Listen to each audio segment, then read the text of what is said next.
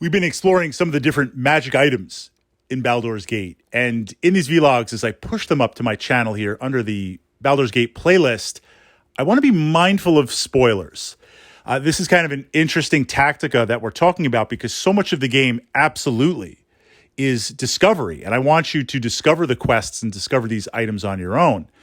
But at the same time, there are a lot of interesting options, a lot of different builds that even if you have discovered these items, we ask the question, how can we utilize them based on the NPCs we're taking, based on where you are in the chapter, BG1, BG2, and of course, based on just what you're trying to achieve.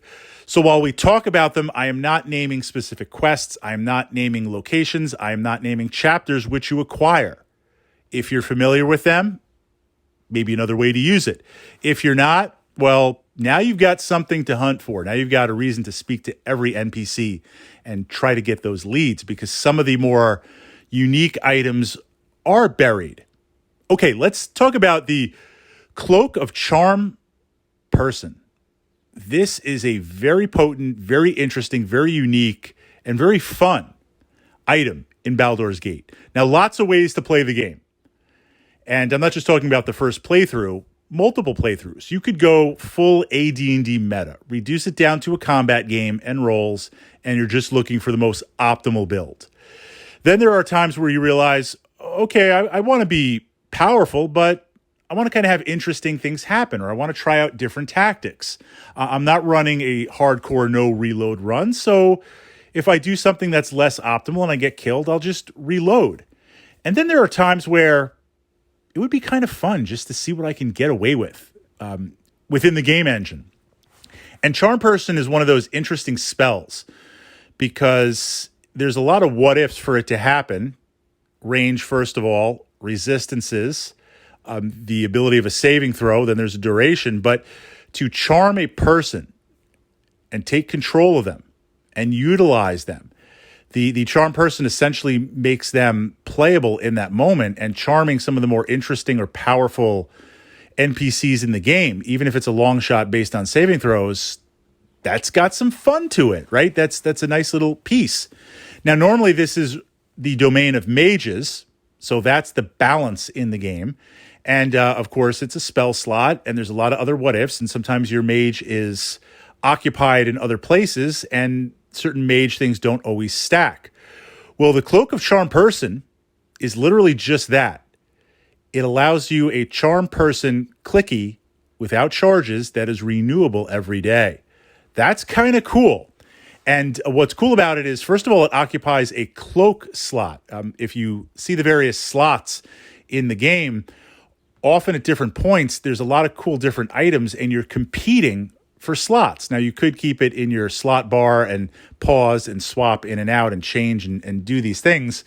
But again, often you want to maybe sell some items to get the coin, or you're carrying different types of loot. So generally speaking, you don't tend to carry a lot of magic items that you aren't utilizing. That's part of the game balance also. Obviously, slots like weapons are utilized more, armors are used a lot, but cloaks, there are enough cloaks in the game, but it's not a primary slot, in my opinion. It's also one that every character class can utilize. There's a couple of items that are character specific, but this cloak drops on anybody. Rogues love it because you're going to just basically hide and pop it off. Monks love it because you're dancing around, running around. It's something cool if you're a fighter build, just to try and see what happens. I mean, lots and lots of abilities for it. And with Baldur's Gate 1 primarily being human-centric or NPC-centric, it's always going to have a use. Yes, there's some places where it's just not going to work, but more often than not, when you need it or want to have for it for the lulls, it works. So this is a magic item that once you know where to acquire it, regardless of the playthrough, the party, or the immediate primary tune that you're playing, I consider it an auto-include. I consider it a lot of fun, and it's something that I want to acquire as soon as possible because it's always fun to have another clicky. It's always useful, and when it works, it's awesome.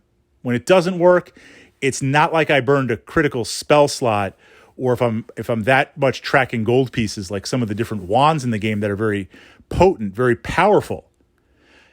you're clicking them and you're like, every time I click, if it doesn't work, that's like, 280 gold pieces or 50 gold pieces a click. This is renewable, and renewable clickies are very powerful and a lot of fun. So in your quest, as you journey, keep an eye out for this cloak. It's really going to help you in the game. And if you've played through a few times or exploring different quests, it increases the lulz factor. It's a lot of fun to play.